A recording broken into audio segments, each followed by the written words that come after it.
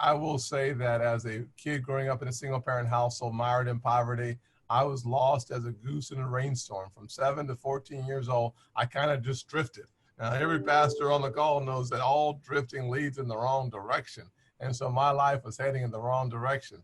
As a freshman in high school, I basically felt like this country and my life had no actual meaning. And so I just let go of everything and became a class clown, didn't study, didn't apply myself. So I successfully flunked out of high school as a freshman.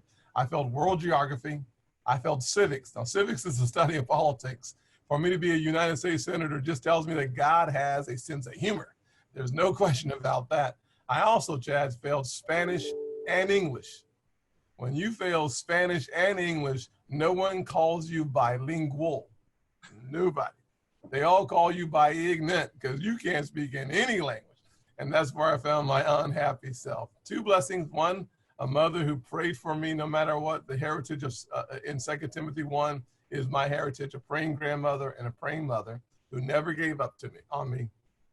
But after I failed the freshman year, she took me outside and said, "Son, I'm gonna encourage you." And I was like, "Yeah, Mom, I know. Shoot for the moon, and if I miss, I'll be among the stars." And I said that flippantly with attitude. And she said, "No, sweetheart, I'm going to introduce you to a different form of encouragement." So she pointed me towards a tree and she told me to pick a switch. Now, for those of you not from the South, a switch is a Southern apparatus of encouragement.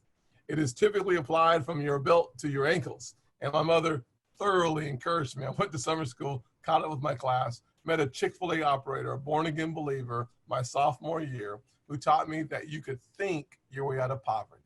He taught me that anyone from anywhere in this country can exceed their wildest imagination if they were willing to take responsibility. One of the most important fundamental lessons of my life was not to blame my dad because he's not around, not to blame my mother because she's working 16 hours a day, but to blame myself.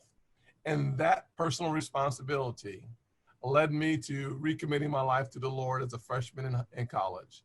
And with that recommitting to the Lord, I found the Father I was looking for.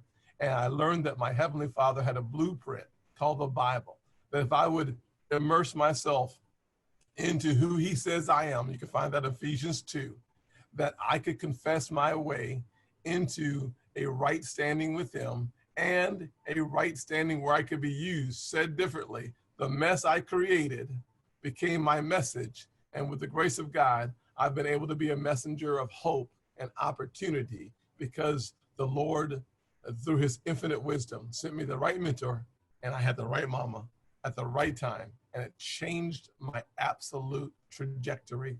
And I'm in public service because, as my mentor taught me, that a poor kid, the fastest way to make a difference is to go into public service. Because if you don't have the resources or the relationships, find a way to say yes. And for me, the way that I could say yes was public service. And the good Lord has blessed me in business.